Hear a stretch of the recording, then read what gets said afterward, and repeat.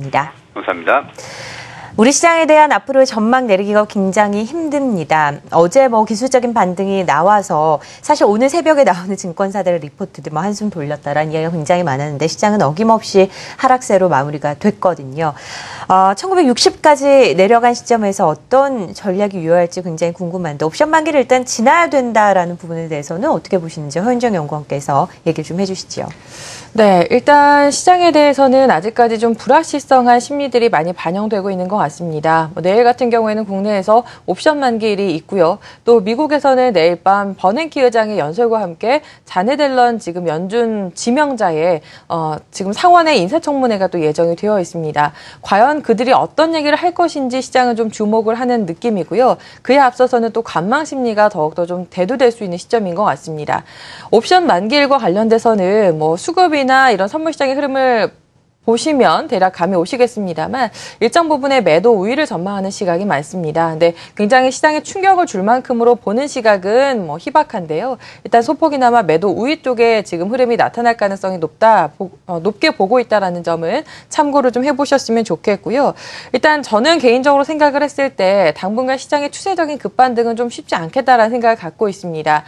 왜냐하면 기술적 흐름상으로 봤을 때에는 오늘 일단 거의 저가 부근에서 장 마무리를 좀 지어줬고 그리고 61선 부근에 있어서 전일 반등을 좀 보이는 듯 했었다가 재차 그 전에 저점에 비해서도 좀 밀고 내려가는 형국이라서 일단은 200일선이 위치한 1950선까지의 추가적인 하락 가능성을 일단 좀 열어둬야 되지 않겠는가라고 개인적으로 생각을 하고 있습니다.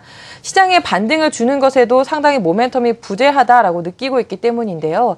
최근에 달러화 강세가 나타나면서 상대적으로 원달러 환율이 상승하는 흐름을 보여주고 있죠. 1072원 선에서 오늘 장에서도 마무리 지었습니다.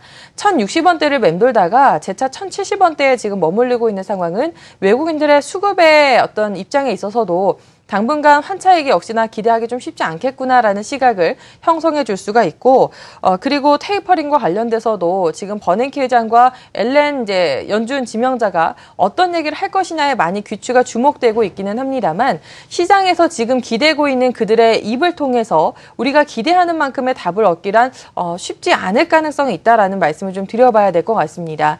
시장은 지금 어떻게든 테이퍼링이 연기되는 그 힌트를 좀 얻고자 하는 시각들이 있는 것 같습니다.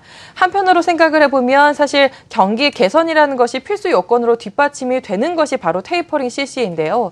테이퍼링 실시되는 게 결코 아주 나쁜 것만은 아닙니다. 그만큼 경기가 회복되고 있다는 방증일 수도 있을 텐데 하지만 어쩐지 최근의 시장의 움직임은 경기에 대한 그 판단을 긍정적으로 하기보다는 당장의 테이퍼링을 실시해서 시장에 그 투입됐었던 유동성이 좀 축소되는 것에 더욱더 우려감을 표시하고 있는 듯한 느낌입니다. 원론적인 얘기로서만 마무리를 짓게 된다면 반등에 대한 모멘텀의 강도가 생각보다 약할 수 있다는 점은 좀 주의가 필요하지 않을까라는 생각이 들고요.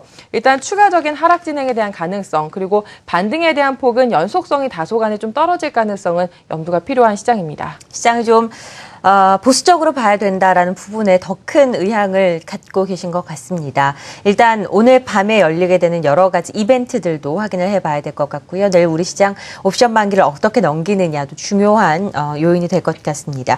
라이브 리서치 이무학 대표께서는 시장 어떻게 보고 계신지 궁금합니다. 이런 장세가 추세적으로 하락을 할 것인지 아니면 다시 상승에 좀 목표로 도달을 할 것인지 궁금한데요. 어떻게 생각하시나요?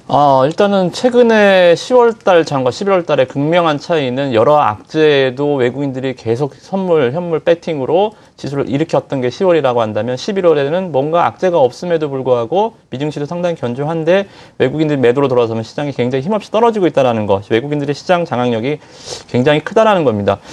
글로벌 펀드 동향을 보면서 외국인 투자자들의 이 매매 여건을 한번 좀 살펴보겠습니다. 자, 일단 이번 달에 들어서 10월 말부터 11월 달 들어서 이제 우리나라 관련한 글로벌 이머징 마켓이나 아시아 펀드, 일본을 제외한 아시아 펀드, 인터내셔널 이러한 그 한국 관련 펀드 내에서 일단은 좀 파란불이 많이 보이시죠. 왼쪽이 신흥시장이고 오른쪽이 선진시장인데 선진시장은 굉장히 아직도 외국인의 유입 속도가 굉장히 좀 강하고 시장도 그만큼 아시아 증시보다 강하죠. 현저하게 지금 신흥시장에서 파란불들이 많이 보이면서 이 자산 유입 속도가 굉장히 좀 현저하게 줄어들고 있습니다.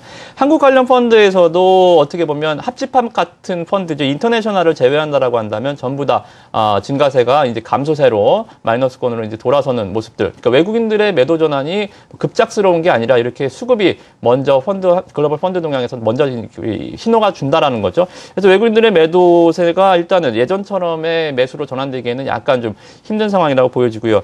대신에 이제 기관 투자자들의 좀 국내 주식펀드 동향을 보면 드디어 환매가 좀 멈추는 것 같습니다. 장외 지수가 어느 정도 밀리다 보니까 좀 환매가 이제 멈추면서 8일, 11일 이틀 연속 이제 주식펀드로 오히려 자금이 좀 들어오는 이러한 그 흐름들이 보여지고 있어서 일단 시장은 어느 정도는 좀 밀릴 만큼 밀리지 않았나 단기적으로는 좀 그렇게 보고 있고요.